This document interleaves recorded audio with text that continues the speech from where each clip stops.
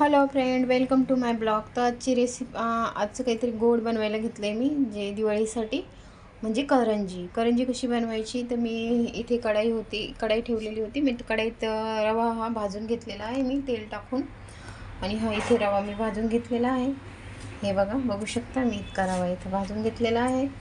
आणि इथे ही तीळ आहे, ही तीळही मी भाजून घेतलेली आहे. आणि इथं आहे हे ड्रायफ्रूट, जसं काजू, बदाम, हे मी सगळं ड्रायफ्रूट आहे, हे मी इथे बारीक करून घेतलं मिक्सरमधून. इथे मी एक मोठा बाउल भरून एक साखर घेतलेली आहे. आणि इथे मी हे खोबरं आहे, हे खोबरं जे आहे ना, तर भरपूर खोबरं घेतलेलं आहे मी, बघू शकता तुम्ही. तर मी हे खोबरं जे आहे मी ह्या किसणीने ना किसून घेतलेलं आहे. हे असं खोबरं किसणीवर मी किसून घेतलेलं आहे.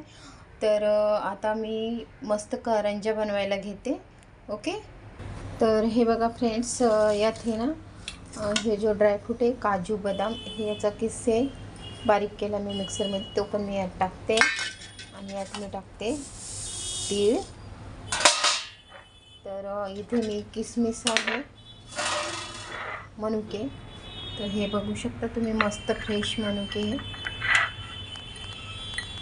तर हे बघा, हे मस्त मनुके फ्रेश. पण याचे 2-2 तुकडे करायचे आहे मला. तर 2-2 तुकडे केले का मग नंतर मी ह्या रव्यामध्ये टाकणार आहे.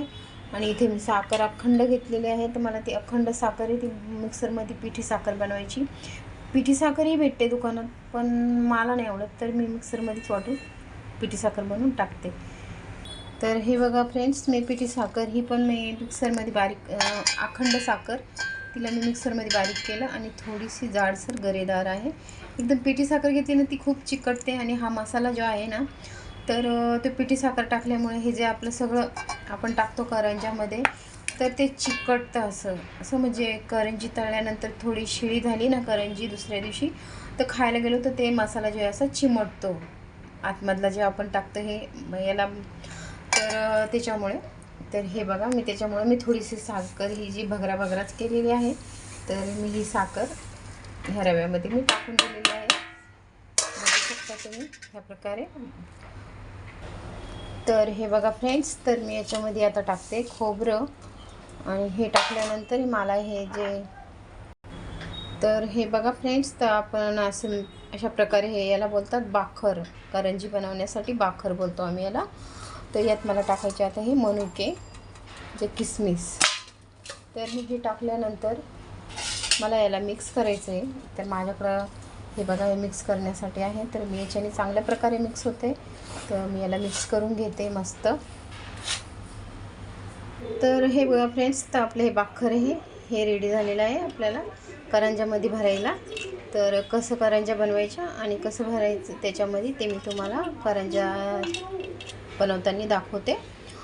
तर हा ब्लॉग खूप मोठा होऊन जाईल, त्याच्यामुळं मी इथे थांबवते ह्या ब्लॉगला. आणि नेक्स्ट पुन्हा एक ब्लॉग बनवून आणि टाकते. आणि त्यात करंज्या कशा बनवायच्या ते मी तुम्हाला दाखवते. Okay friends.